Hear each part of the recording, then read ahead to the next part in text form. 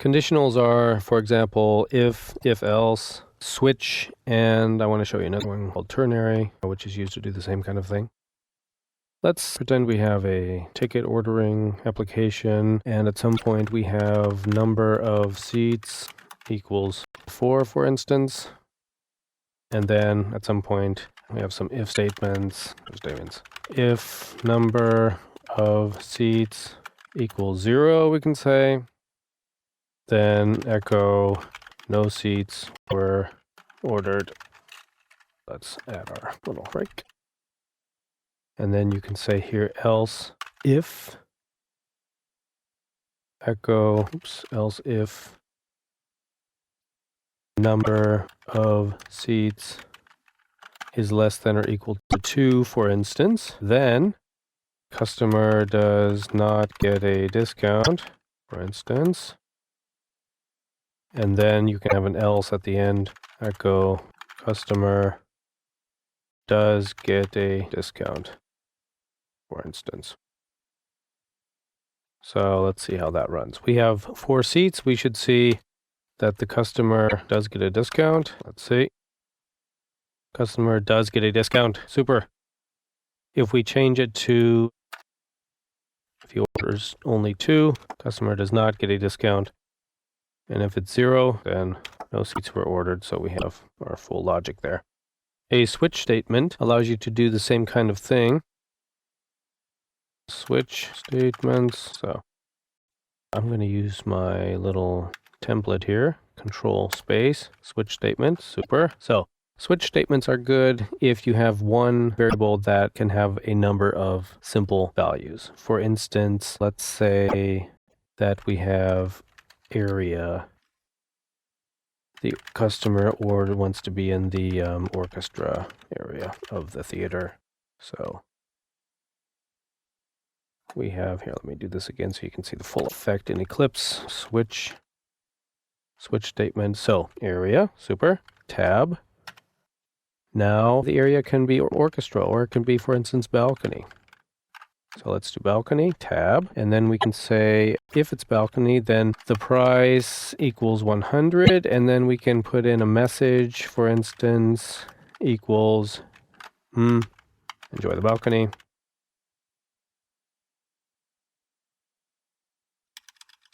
So let's do a Control-Shift-F. Everything's nice and aligned. Now they can also be in the orchestra, for instance, orchestra area. Price is higher or something, and you can give them a little note on their ticket. Be sure to use the left entrance to the orchestra. Okay, here's just a little tip here. I'm holding down the Shift key and pressing the up arrow to select that. Control C, go down, and Control V to paste. Let's put in another one, for instance, box. Very expensive, and be sure to bring your binoculars or whatever. So there's also a default in the switch, which works like this. We don't expect to get this, so we'll set the price to 0. Something went wrong. Message equals there was an error or something like that. So now we just need to print these out. Echo price. Notice I have the double quotes here so that I can include very easily the variable in the string, but I also need to do this little thing here. Echo, we want to do the message, and the message is going to be this. So message, super. So now we have price and message. What is our number of seats? 0, and the area is orchestra. Let's try that out. No seats were ordered. Price 200. Message, be sure to use the left entrance to the orchestra. Okay, why actually did that occur? Orchestra. The area is orchestra, so it should have gone. Okay, area is orchestra. Okay, so that worked fine. Price is 0.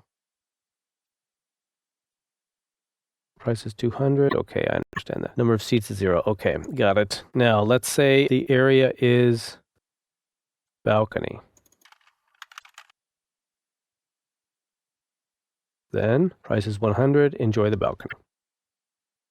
If it's box, 300, be sure to bring your binoculars, so we see that that works. One thing that you want to be careful of is forgetting a break. A break tells you that it should get out if you don't have it, and for instance, we don't have it here in orchestra now, and we change the area to orchestra. What happens? Price 300. Be sure to bring your binoculars. Why is that? Because it goes to orchestra, assigns a price, assigns a message, then keeps falling through to box, and assigns 300 and a new message. That's not what we wanted. So you have to include the break here. The reason why you have to include the break all the time is because there are situations where you want it to fall through. For instance, you might have here left box as a code, right box, or something like that. So ours is still orchestra. Let's do it again. 200, be sure to use left entrance. But now we want left box, so let's see, left box work, left box. Now it's going to hit left box and fall through. Price should be 300, and it is. And the same with right box. They get the same. Oops, right box. And yes, price 300. That's the little philosophy of the break there, and how to use it, and how to leave it out. If we have something that is not in there at all, then price is 0 and there was an error. So anything that you type in that is not in here, you get the default. One other way to affect an if statement that you might see and you might use is called ternary. So to demonstrate that, I'm going to say system message equals, and if the number of seats variable was defined, then I want to display a message, number of seats is whatever. But if the variable was not even defined, then I want to display the message, there's no information about the seats. The way you do that is you use the isSet function, number of seats. If the number of seats was even set, then, question mark, apply to the string if that statement is set, number of seats is true. And that would be number of seats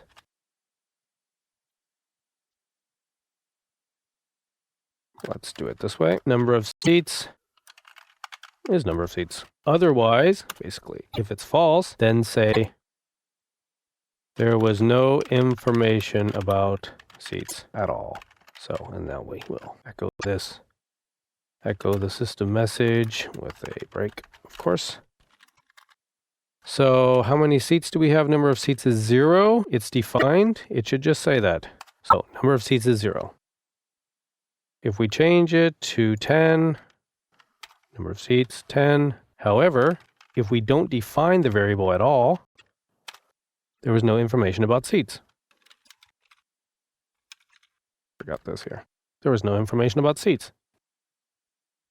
Let me do another example of ternary, because this way is kind of confusing sometimes. What I want to have is a bonus message that I print on the ticket. If they ordered 4 or more tickets, I want to print this ticket is a coupon for a half-price ticket. If they ordered less than 4 tickets, I want to give them a little ad, purchase 4 or more tickets, and get half price on the next showing.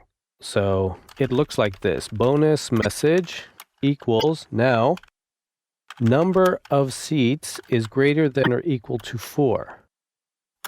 Evaluate that. Okay, so bonus message equals evaluate number of seats is greater than or equal to 4. If that evaluates to true, then this ticket is a coupon for a half price ticket. Exclamation mark. Otherwise, if it's false, a little ad, purchase 4 or more tickets and get half price off the next showing. Super. I hate when it does that. Okay, that's all right. Now let's just copy this right here and paste it down here. Bonus message. So what do we have? We have 10 tickets. Oh no, oops, 10 tickets. We do have 10 tickets. We now have 10 tickets, so that should get us the coupon message. Let's try it. This ticket is a coupon for a half-price ticket. Super. Now, what if we have less than 4? For instance, 3. Then it says number of seats 3. Purchase 4 more tickets and get half price off the next showing. They get a little ad.